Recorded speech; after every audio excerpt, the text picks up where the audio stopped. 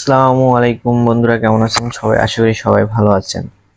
তো আজকে আমরা সেন্ট নেশিয়ান এর ভিতরে একটি দেশ, মঙ্গোলিয়া দেশ সম্পর্কে কিছু কথা বলবো।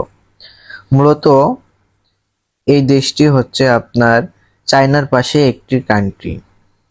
দেশটি অনেক সুন্দর, প্রকৃতিগুলো হচ্ছে এক কথায় আপনার ইউরোপের মতো। দেশটি কেমন এটা ইউটিউবে সার্চ দিলেই দেখতে পারবেন, এবং গুগলে ঘাটাঘাটি করলে আপনার দেশটি সম্পর্কে অনেক কিছু তথ্য জানতে পারবেন। তো আমরা আজকে মূলত তিনটি বিষয় নিয়ে কথা বলবো। এক, মঙ্গোলিয়াতে যেতে কত টাকা লাগবে, আর মঙ্গোলিয়াতে যদি যেতে চান এতে তার বয়স সীমা কত হবে, এবং মঙ্গোলিয়াতে কোন কোন কাজের চাহিদা বর্তমান বেশি আছে। আমরা এই তিনটি বিষয় নিয়ে কথা বলবো আপনাদের মাঝে। অবশ্যই আপনারা ভিডিওটি না টেনে সম্পূর্ণ ভিডিওটি দেখবেন। আর যারা আমাদের চ্যানেলে নতুন আসছেন অবশ্যই তারা সাবস্ক্রাইব করে রাখবেন, এবং বিভিন্ন আপডেট পেতে আমাদের পেজটির সাথে থাকবেন, চ্যানেলটির সাথে থাকবেন। তো চলুন কথা না বাড়িয়ে শুরু করা যাক।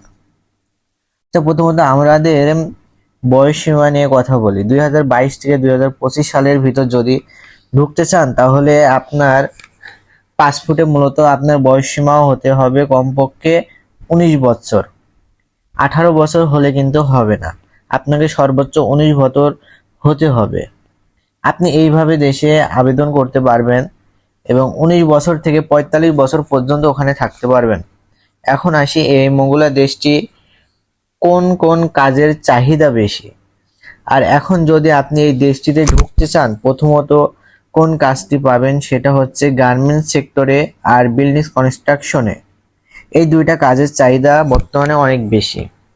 এখন বর্তমানে বাংলাদেশ থেকে মঙ্গোলিয়াতে রিসেন্টলি লোক নেওয়া হচ্ছে। বাংলাদেশ থেকে যে কয়টা শ্রমিক গেছে কিন্তু হাতে গোনে কয়েকজন, আর অনেক কম এই দেশটি সম্পর্কে জেনে বুঝে না বুঝে আপনারা চলে যান। আর সর্বশেষ কথা, মঙ্গোলিয়াতে থেকে বাংলাদেশ থেকে কত টাকা লাগে, এবং কতটা টাকা লাগে, কত টাকা না দিয়ে আপনারা হঠাৎ যে কোনো এজেন্সির সঙ্গে কথা বলে কিন্তু চলে যান, এক্ষেত্রে কিন্তু আপনাদের অনেক টাকা পয়সা বেশি লাগতে পারে।